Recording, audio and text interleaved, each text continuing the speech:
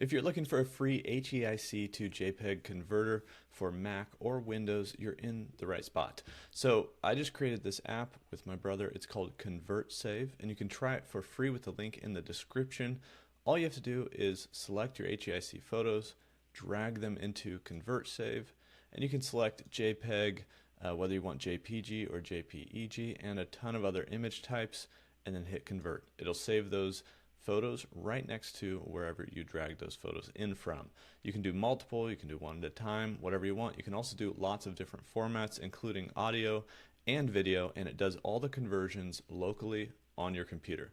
So no more sketchy websites. You don't have to upload your files anywhere. It just works right here, and it works for Windows and Mac. So depending on what you need, you can convert your HEIC photos right now for free with the link in the description. Thanks for the support. That's ConvertSave. It's that simple. Convert, save. I'll see you guys in the next one.